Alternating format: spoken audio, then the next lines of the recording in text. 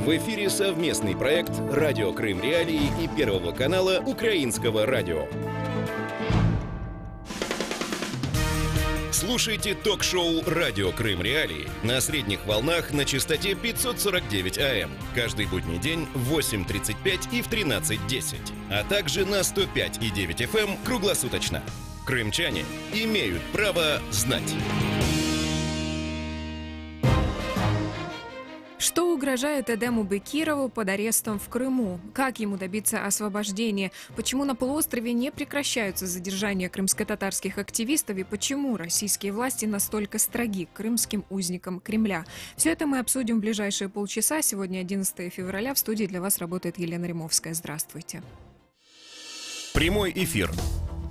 Напомню, пока слушайте нас на средних волнах на частоте 549 кГц в 8:35 и в 13:10 по крымскому времени, или же в 7:35 и в 12:10 по Киеву, а также на 105,9 FM круглосуточно. 8 810 06 926 – это номер телефона для крымчан, 044 490 31 18 – номер телефона прямого эфира для жителей других регионов Украины. И присоединяйтесь к трансляции на YouTube-канале Крым Реалии. Тема дня. Подконтрольный России Киевский райсуд Симферополя продлил арест крымско-татарскому активисту Эдему Бекирову до 12 апреля, информирует общественное объединение «Крымская солидарность». Представитель российского следствия на суде ходатайствовал о продлении ареста на основании того, что у Бекирова есть украинское гражданство, и он может, цитирую, убежать на территории сопредельного государства. Адвокат активиста добивался более мягкой меры пресечения, напомнив суду, в частности, о тяжелом состоянии здоровья Бекирова. Крым в центре внимания. Житель поселка Новоалексеевка Херсонской области Эдем Бекиров был задержан российскими силовиками на въезде в Крым утром 12 декабря 2018 года. Российская ФСБ подозревает Бекирова в незаконном приобретении, хранении и ношении боеприпасов и взрывчатых веществ. Якобы еще весной прошлого года Бекиров организовал в Крыму тайник с боеприпасами и взрывными веществами для их использования при совершении противоправных действий на территории полуострова. Это была цитата. Сам Эдем Бекиров настаивает на том, что невиновен. По словам задержанного, он ехал в Крым с чистыми намерениями увидеть свою пожилую мать. Его родные уверены, что задержание связано с активной гражданской позицией Бекирова по поводу, в частности, аннексии России Крыма. На заседании суда 7 февраля Эдем Бекиров напомнил, что у него первая группа инвалидности, и он физически не мог перевозить боеприпасы. У активиста сахарный диабет и ампутирована нога. Кроме того, не так давно ему сделали операцию на сердце. «У меня нет здоровья для того, чтобы взять сумку в 15 килограмм и передать ее человеку. Самый тяжелый груз, который я могу поднимать, это полулитровая бутылка», заявил Эдем Бекиров на заседании суда на прошлой неделе. Подробности заседания мы узнаем у Ислама Велиляева, адвоката Эдема Бекирова. Он с нами на прямой телефонной связи. Ислам, здравствуйте. Да, добрый день. У меня сразу к вам вот какой вопрос. Я уверена, что у вас уже была возможность ознакомиться с какими-то материалами дела. Насколько сильна доказательная база и вот позиция обвинения по делу господина Бекирова? Ну, и не мне судить о доказательной базе, сильна она, не сильна. Я как защита, я полностью не принимаю эту, значит, при предъявлении ему обвинения. Я считаю, что оно вымышленно. Строятся доказательства на законспирированного свидетеля, якобы, который указывает, что передал этому Бекирову вот эти боеприпасы и патроны.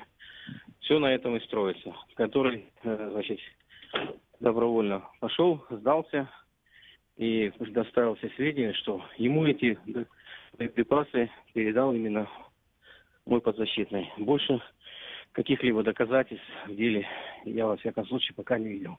Я вот видела, когда читала посты украинского омбудсмена Людмилы Денисовой по ситуации с господином Бекировым, там вот в комментарии приходили, назовем их так, доброжелатели, и писали, мол, показывали видео, нам там все видно, сколько взрывных веществ и разных боеприпасов обнаружили. О чем эти люди говорят? Я не знаю, о чем говорят люди. Вы сами знаете, людям разве можно что-то запретить? Говорят о разном. Не забывайте, что очень много людей, это своего рода тетушки, скажем так, пишут, говорят, но мой подзащитный однозначно указывает, что он никогда не видел этой сумки, никогда никому ничего не передавал. Ехал сюда, на территорию Крыма, для того, чтобы попрощаться со своей матерью, с дочкой, внучкой, потому что 16 числа ему должны были сделать операцию на сердце. Он не знал, выживет ли он еще, не выживет после этой операции. Ехал исключительно для мирной цели, никогда в жизни не сталкивался с никакими боеприпасами, тем более тротилы и все остальное никогда не видел. Учитывая то, что ему должны были сделать операцию вот незадолго до того, точнее после того, как он хотел навестить мать, как сейчас с этим обстоят дела у него в плане здоровья и насколько критична ситуация вот именно по части, по которой ему хотели делать операцию? Ну, ситуация не улучшилась, у него действительно также осталась критичная ситуация. Он плохо себя чувствует. У него сахарный диабет, у него постоянно, значит, гноится нога, она у него уже десятилетия, трофическая язва, она не улучшилась, она только ухудшилась. Условия в самом следственном изоляторе и в той спецблоке, в котором он сидит, естественно, там условия полная антисанитария, хоть и говорят нам, что хорошая камера, все, ну, мой подзащитный должен находиться в медблоке по его состоянию здоровья. Да, я, кстати, хотела у вас уточнить, вот это правда, что с теми заболеваниями, которые есть у Эдема, что ему нельзя находиться в СИЗО согласно, ну, как бы определенным нормативным актам? Ну, есть заключение, которое дали врачи, значит, заключение, по которым комиссия врачей указала, что с учетом всех заболеваний не препятствует. На это заключение и сослался суд при избрании продления срока содержания Эдема Бекирова, что документов, подтверждающих факт, что он не может находиться, у нас нет. Поэтому, извините, маемо что маемо, скажем так. Фактически сахарный диабет, который у него есть, и который у него не ухудшает его положение, у него нет места быть, у него постоянно вот это гной собирается на культе. Он сам себе делает перевязку, он сам себе делает инсулин-укол. Ему только передают вот эти инсулин через так называемую кормушку, как, ну, камеру. В камере. Он сам себе колет, да, и сам себе колет, хотя это даже по медицинским заключениям, там что указано в этом, там под наблюдением врачей. В этом заключении указано. Но, к сожалению, ему этого не обеспечивают.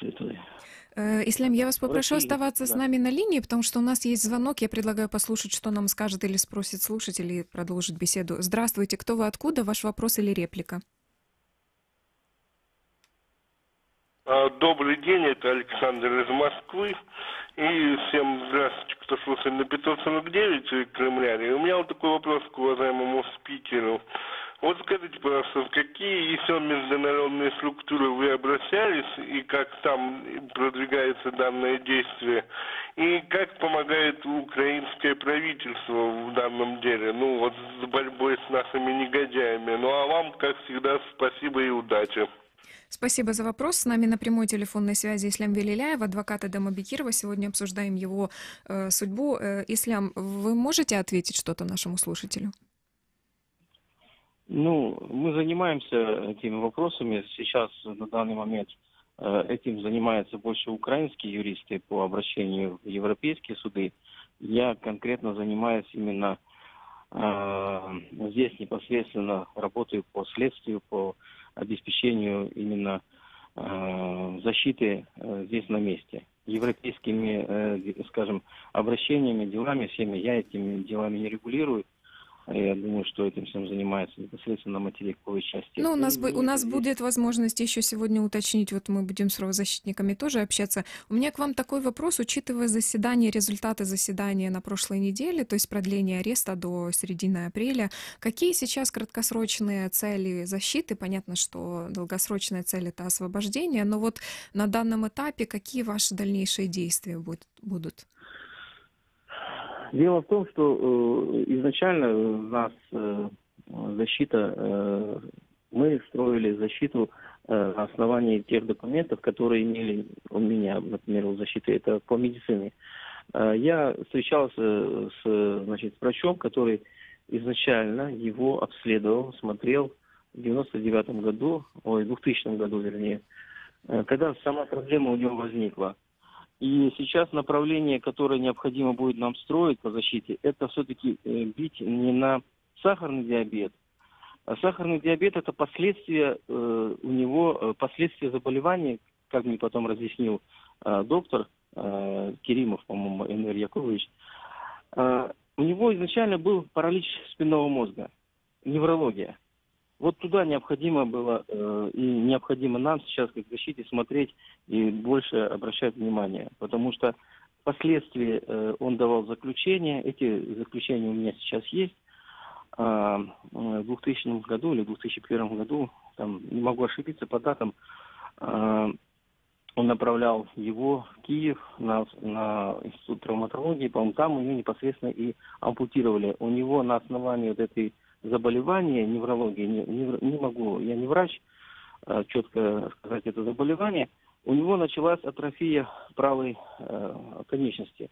В последующем язва атрофическая. То есть, получается, нужно обращать внимание на первопричину, да, на то, что это может ухудшаться. И только через 5 лет у него обнаружили сахарный диабет. А нам сейчас, уважаемые врачи и медики, все преподнесли совсем все наоборот. Что вот на фоне сахарного диабета была ампутация ноги. Эта неврология, которая у него была, заболевание, она не излечивается на всю жизнь. Вот тот паралич, который у него был спинного мозга. Наша задача сейчас вновь обращаться в Следственный комитет, следователю и начальнику следственной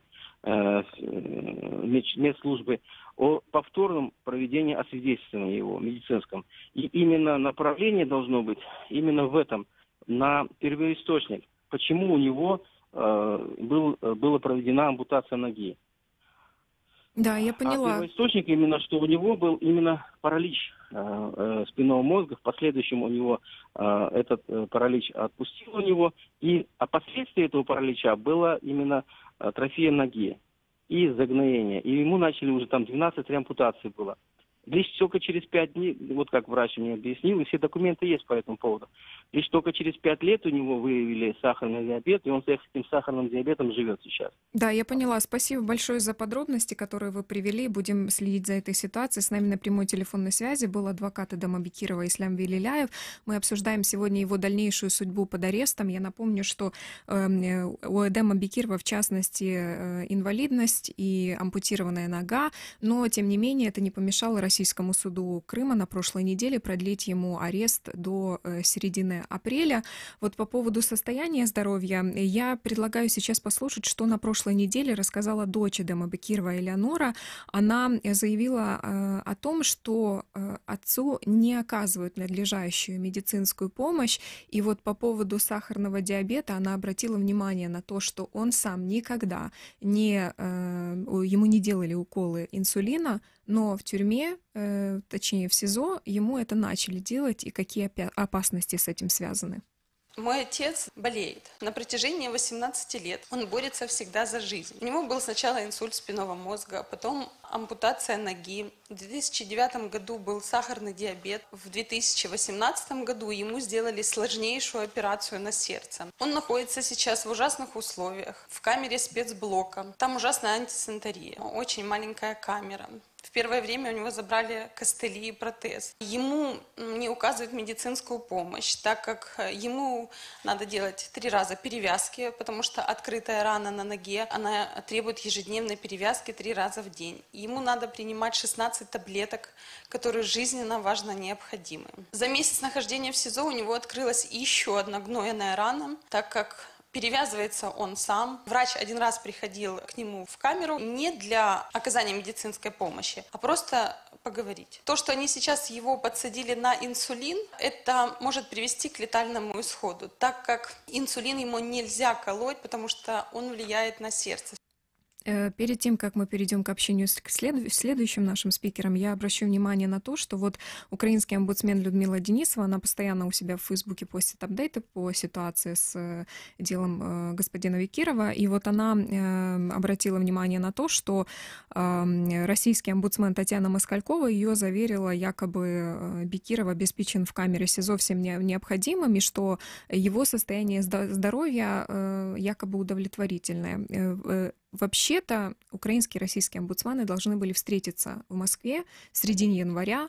Людмила Денисова тогда отправлялась в Москву, в частности, чтобы присутствовать на заседании суда по делу украинских моряков. И вот буквально уже, когда она была в Москве, по-моему, стало известно, что госпожа Москалькова отменила встречу, мотивируя это якобы заграничной поездкой, пока эта встреча не состоялась.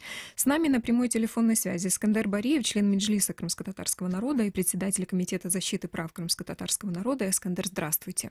Добрый день. Вот первый вопрос у меня к вам такого толка. Вот в этой ситуации с господином Бекировым, когда даже не имея каких-то, ну, скажем так, мы не можем пока говорить, да, он виновен, не виновен, какие-то доказательства должен представить суд, но вот эта ситуация с его здоровьем, вообще она вся для здравомыслящего человека, вот возникает вопрос, почему, как так получилось, и видите ли вы в его задержании какой-то политический подтекст или же, возможно, какой-то сигнал другим крымским татарам, потому что опять речь идет о задержании крымско-татарского активиста?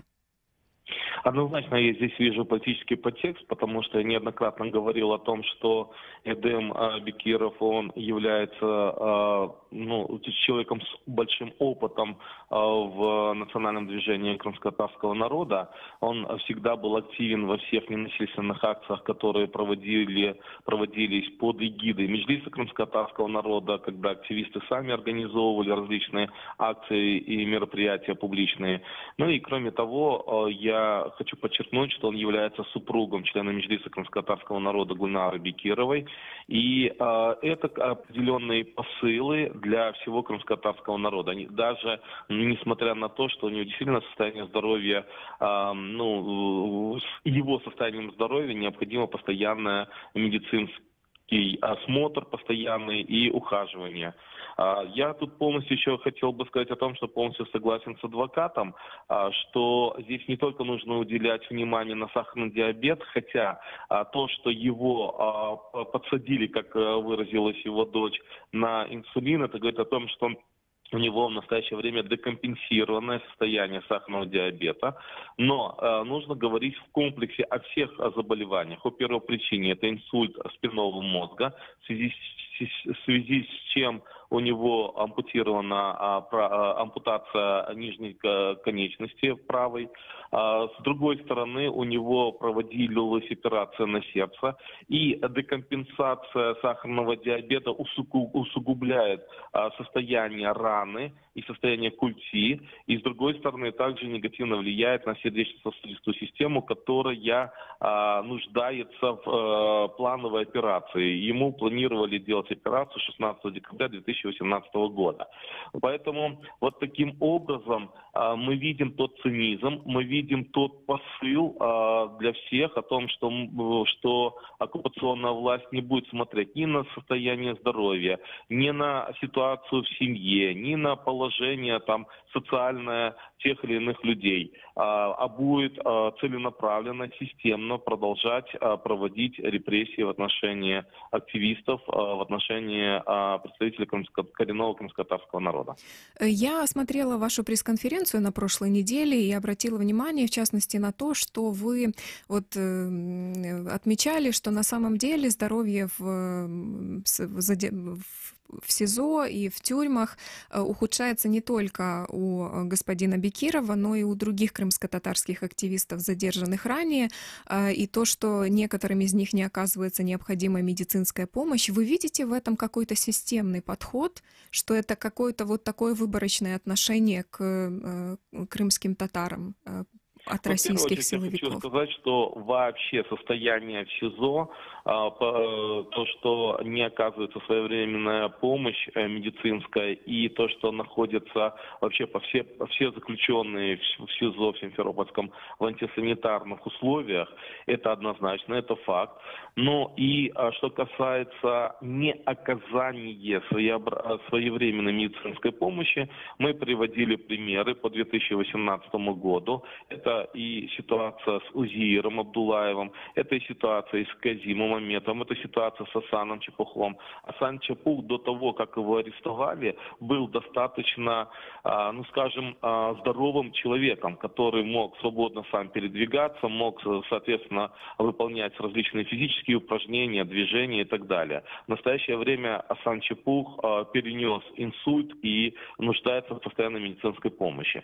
То есть это говорит о том, что в каком состоянии, в каком положении находятся люди, и то, что нет адекватной, своевременной медицинской помощи, мы из нашего анализа четко видим отношение к представителям крымско-татарского народа, и, соответственно, это достаточно высокий процент из общего числа случаев, которые нами зафиксированы. Ну вот то, что я имела в виду, известно ли вам что-то о том, как других людей содержат в тех же следственных изоляторах, и можно ли говорить действительно о том, что есть какое-то выборочное отношение, которое порождает вот такие последствия?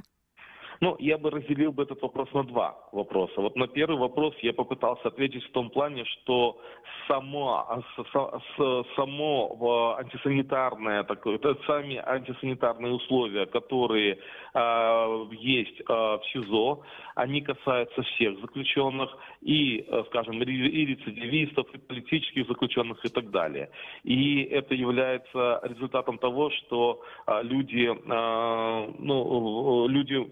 заболевают. Другой вопрос, что в отношении политических заключенных при обращении их родственников, адвокатов и самих политзаключенных для предоставления им медицинской помощи нами зафиксированы четкие случаи, когда не была своевременно предоставлена им медицинская услуга.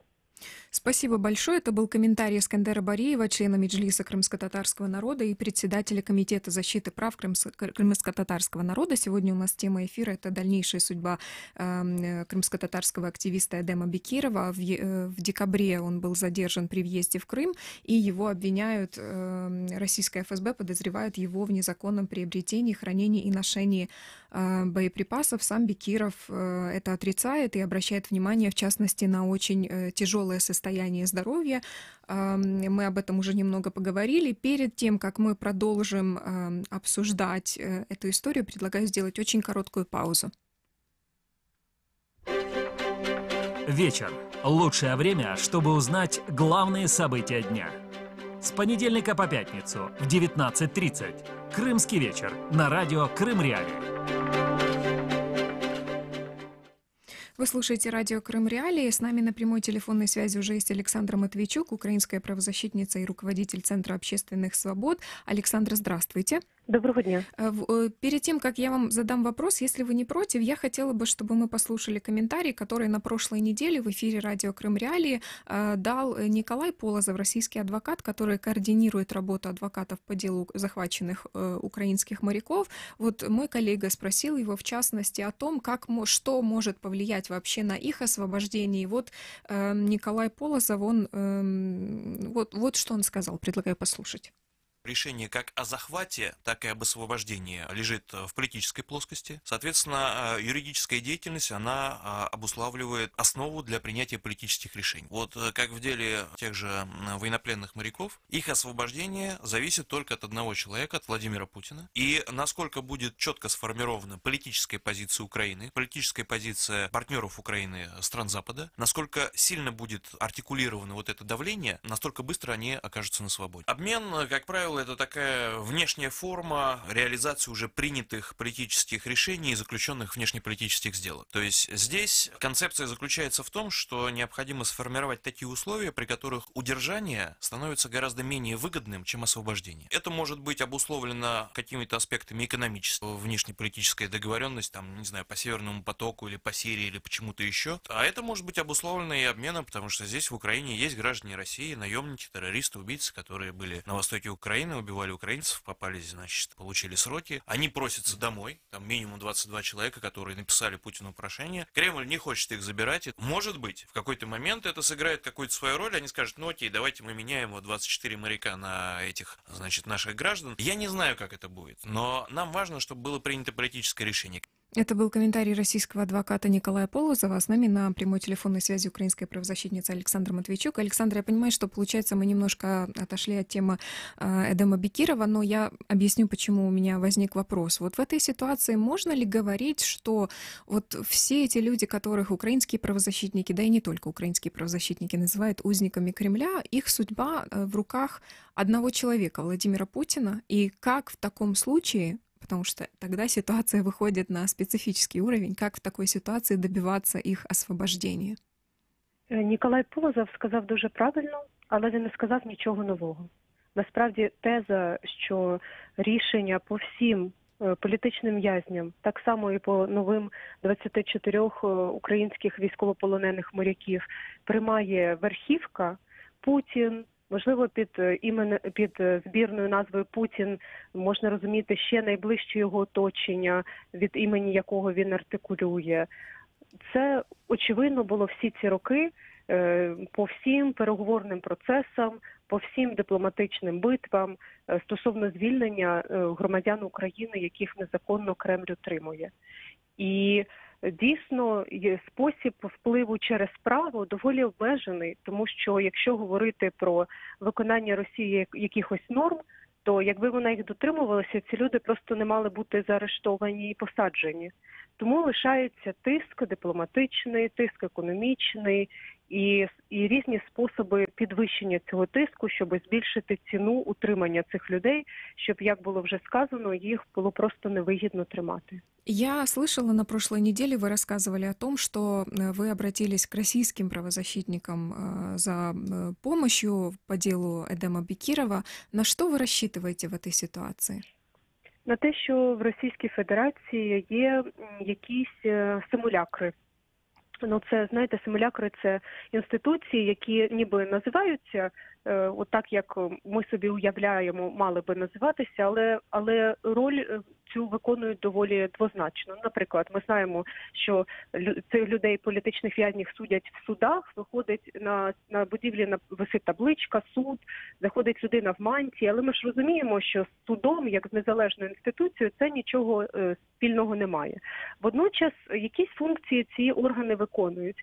І ми дуже сподівалися, що все ж таки в даному випадку, зважаючи на доволі загострений драматизм цієї ситуації, людині 58 років, якраз от нещодавно було день народження, людина без ноги, людина, очевидно, тяжко хвора, очевидно, що людина вмирає, навіть ці симулякри вирішать, добре, давайте що-небудь зробимо. Ось на це був наш розрахунок.